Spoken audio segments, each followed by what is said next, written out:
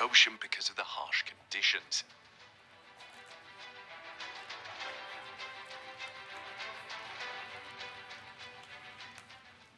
However, NASA has been exploring the depths of these water bodies, and what NASA has found in those dark, cold places is terrifying. But why is NASA, a space agency, exploring the ocean, and what monsters did they find there? Well, Joe Rogan brought a guest on his show, and we bring you what the popular podcast revealed about the terrifying discoveries made by NASA underwater. The ocean covers 70% of the Earth's surface. It contains approximately 1.35 billion cubic kilometers, or 324 million cubic miles of water, accounting for approximately 97% of all water on Earth.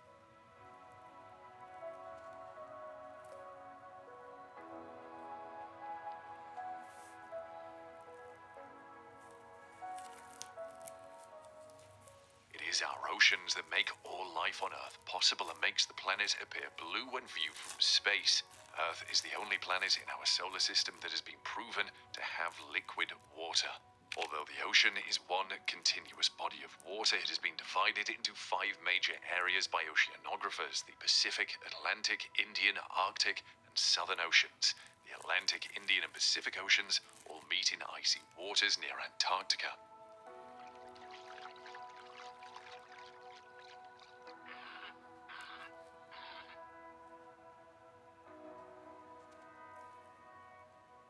Now, the ocean affects you in ways you might not even realize. The ocean is critical to climate and weather. Water evaporates as a result of the sun's heat, adding moisture to the air. The oceans supply the majority of this evaporated water. Water vapor condenses to form clouds, which release moisture in the form of rain or other types of precipitation.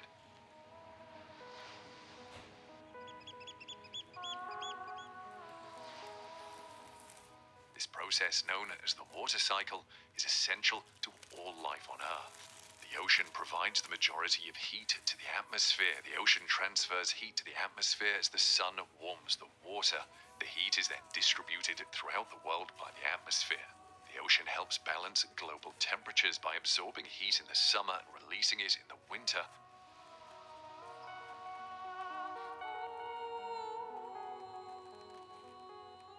Because water absorbs and loses heat more slowly than land masses. Shopify offers 24/7 email, live chat, and phone support before, during, and after your free trial. Start, run, and grow your business, no matter what stage you're at. Go to shopify.com and start your free trial today.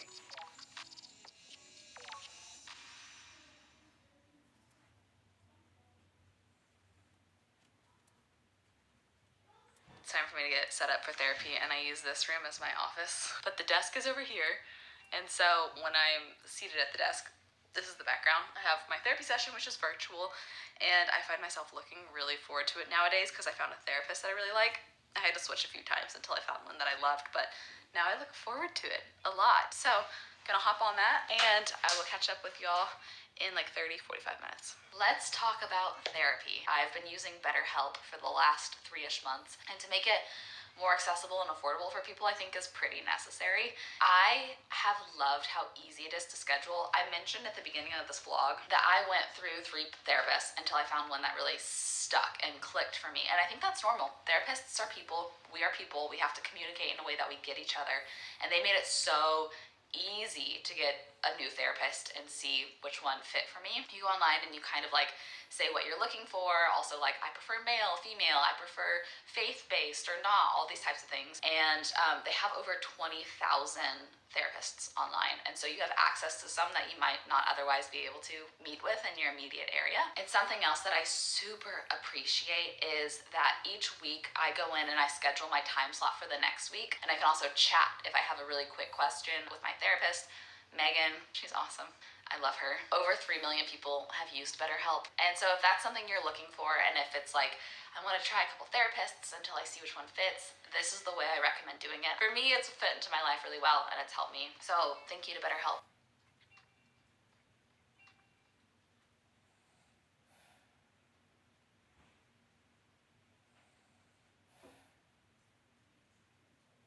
The Earth's climate would be bitterly cold if the ocean did not help regulate global temperatures. And Yet the ocean is easy to take for granted because for us it's always been there. But how did the ocean come to be? Well, around 4.6 billion years ago, Earth began to form and gradually separated into layers of lighter and heavier rock. The lighter rock rose, forming the Earth's crust. The heavier rock sank and formed the core and mantle of the Earth. The water in the ocean came from the rocks inside the newly formed Earth. As the molten rocks cooled, they released water vapor and other gases. The water vapor eventually condensed and covered the crust with a primitive ocean. Hot gases from the Earth's interior are still creating new water at the ocean's bottom today. So what would you discover at the ocean's depths? When Garrett Reisman appeared on Joe Rogan's podcast, he revealed things that shocked Rogan about the underwater world. Reisman is one of the few people that has been both in space and deep underwater, courtesy of his job at NASA. Now, you might want to envy him, but wait until you hear the details of his stay underwater first. Well, you've done underwater exploration as well. Yeah. What have you done there? I lived for 2 weeks in the bottom of the sea. Oh, Jesus. So what is the difference between scuba diving and spending weeks under the ocean? If you're normally scuba diving and you go down 60 feet, you have 60 minutes.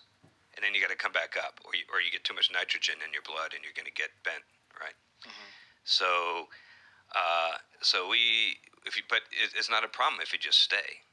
The problem is then if you stay, you build up all that nitrogen in your blood. Rogan wondered about how to get out from under the ocean after staying there for so long, and Reisman admitted the process was dangerous. But what has NASA been finding in its missions under the ocean? Scientists began mapping the ocean floor in the 1920s. They used echo sounders, which use sound waves to determine water depth. Sonar technology is used in echo sounders. Sonar stands for Sound Navigation and Ranking. The sonar revealed that the ocean floor is characterized by dramatic physical features such as massive mountains, deep canyons, steep cliffs, and wide plains. The ocean's crust is a thin layer of basalt, a type of volcanic rock. The ocean floor is divided into several sections. The continental shelf is a nearly flat underwater extension of a continent. The width of continental shelves varies. They are typically broad along low-lying land and narrow among mountainous coastlines. A shelf will be covered in sediment from the nearby continent. Some of the sediment is deposited by rivers and is trapped by natural features such as dams. The majority of the sediment was deposited during the last glacial period, or ice age, when the oceans receded and exposed the continental shelf. This type of sediment is known as relict sediment.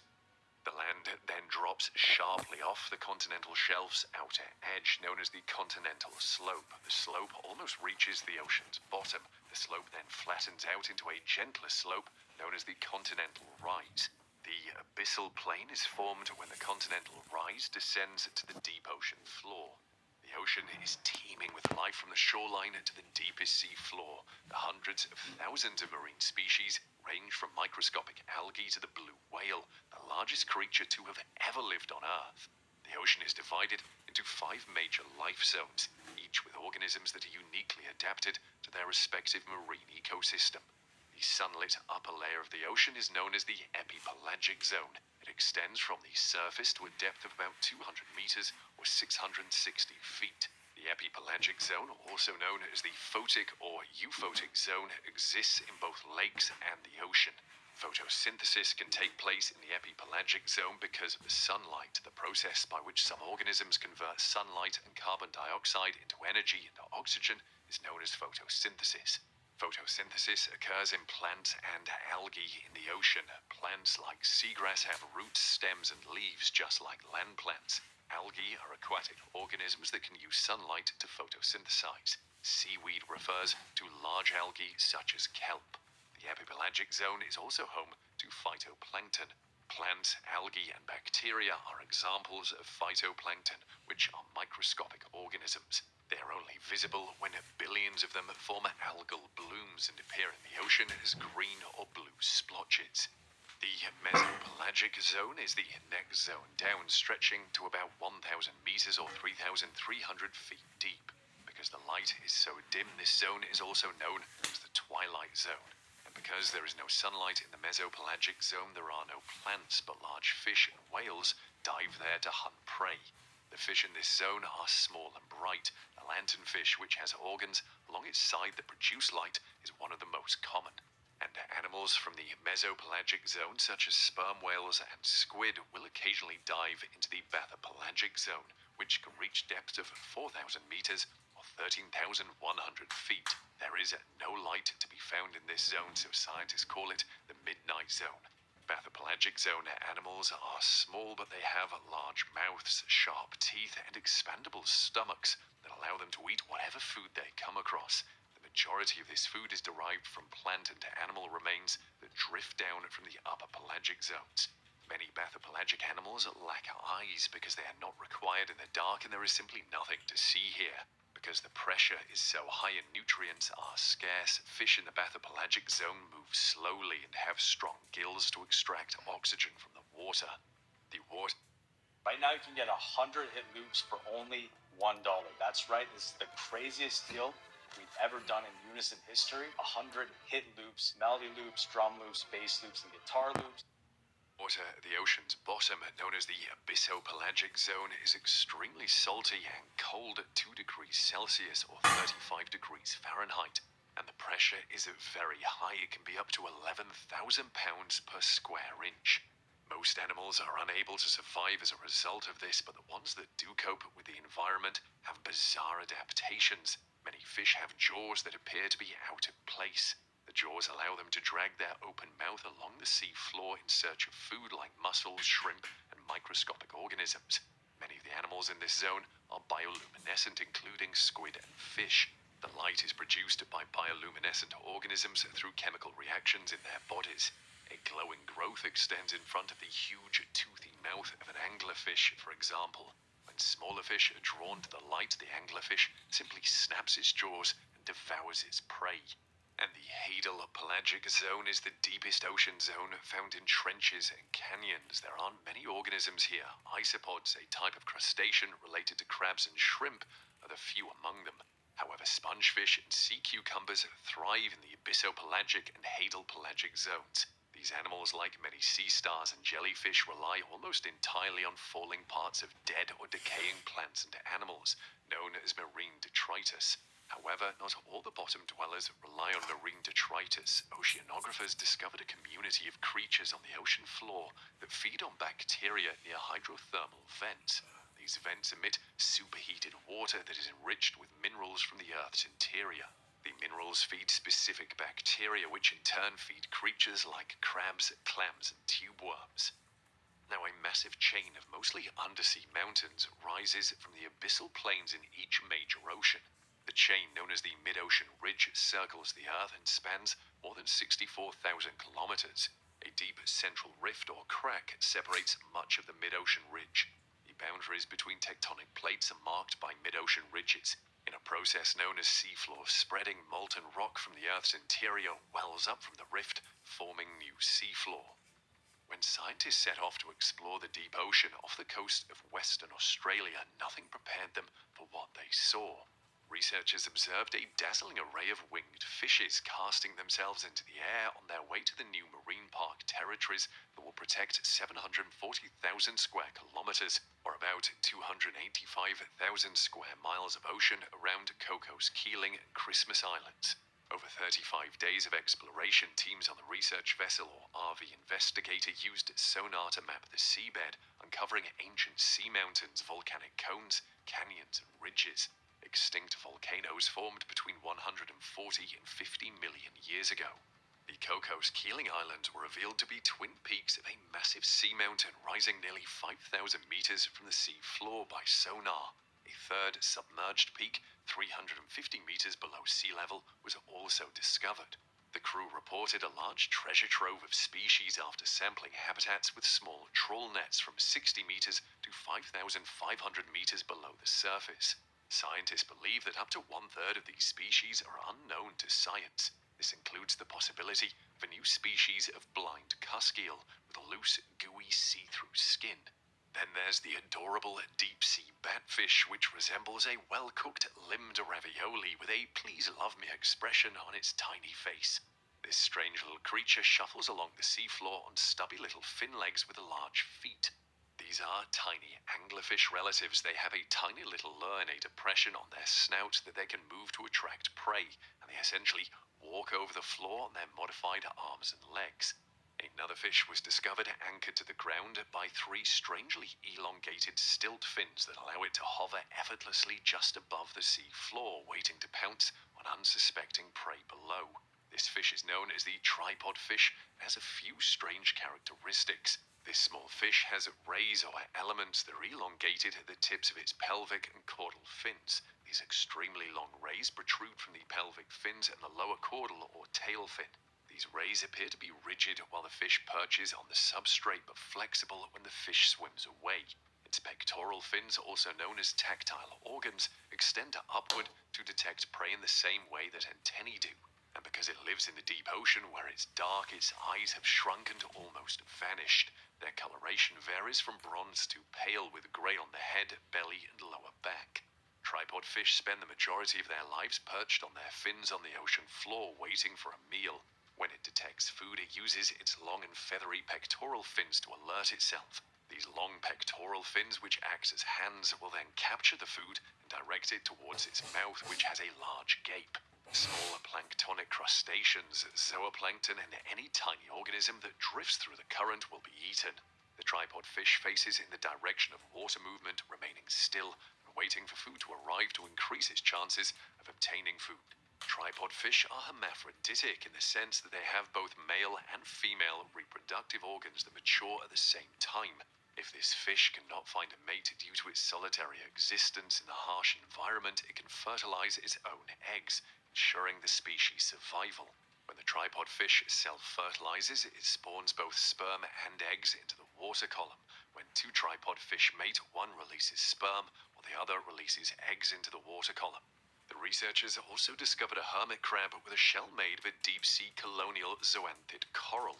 To give themselves structure, these goopy 6 square feet is all it takes to make $2,000 per month in extra income by growing microgreens from home. Now let's go see where we can find 6 square feet of unused space. Soft corals tend to incorporate sand or other bits of material that happen to be lying around, including crabs. This region is also home to many sea cucumbers, sea stars, and sea snails, as well as many other strange creatures of the deep. And there is also the longest deep-sea animal ever, the giant siphonophore. Siphonophores, a group of creatures related to jellyfish and corals, resemble a long piece of string and appear to be one organism, but they're actually made up of many thousands of individual specialized clones that come together to form a single entity.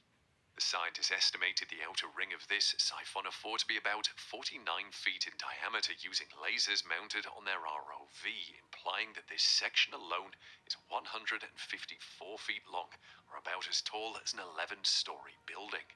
Deep-sea predators like this one wait for unfortunate animals to come into contact with the stinging cells found on some of the specialized clones.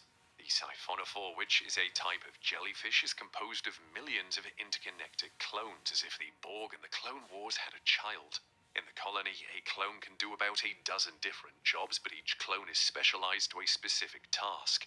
And some of the siphonophore's clones specialize in catching prey with the help of stinging cells. Their slender bodies dangle from the ceiling with a single long tentacle dangling like a hook-studded fishing line.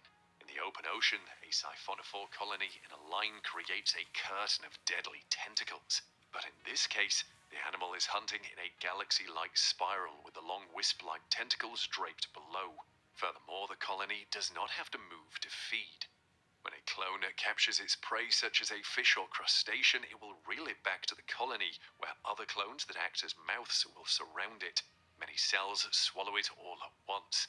When the prey is digested, the nutrients are sent through a long digestive tract that travels down the entire colony, allowing every other clone to use the nutrients. As a result, this siphonophore can remain stationary and feed for an extended period of time. And while determining the age of a siphonophore colony is difficult, the researchers believe the animal could be tens or even hundreds of years old. When the ship returned to land, the animals were studied by taxonomists who specialize in different animal groups to confirm their identity or describe new species. with DNA extracted from the animals serving as a vital source of information. And while there is more than enough ocean depth to be studied, you might wonder why NASA is investigating under the water when it's an agency that is supposed to be focused on space. They hope that the underwater discoveries they make will aid in revealing some of the mysteries in outer space while also testing some of the equipment and experiments required for missions elsewhere in the solar system. The depths of the Earth's oceans are eerily similar to some of the conditions NASA expects to find on other worlds in our solar system. They may even provide hints as to where scientists should look for alien life. The Hadal Zone is the deepest part of the Earth's oceans. It is a foreboding place worthy of its name, named after Hades, the Greek god of the underworld. Few vehicles can survive the plunge into this dark abyss. NASA scientists are attempting to explore and probe the limits of life on Earth here in collaboration with the Woods Hole Oceanographic Institution in Massachusetts. In recent years, marine biologists have sent multiple landers equipped with sensors and cameras to crash land on the Hadal Zone's floor where they take measurements. Engineers from NASA's Jet Propulsion Laboratory in Southern California, however, are developing Orpheus, named after the ancient Greek hero who traveled to the underworld and back to map the more inaccessible depths. Orpheus uses highly sensitive cameras to identify rock formations, shells, and other features on the ocean floor to build three-dimensional maps dotted with landmarks, similar to NASA's Perseverance Mars rover, or perhaps seabed marks. This not only allows the robot to navigate and recognize places it has previously visited, but it should also help it shed new light on the biodiversity of this harsh environment. Orpheus is like a gateway vehicle. If it works as planned, there is nowhere it can't go in the ocean. This, however, is not the first time scientists tried to get to the dark depths of the Hadal Zone.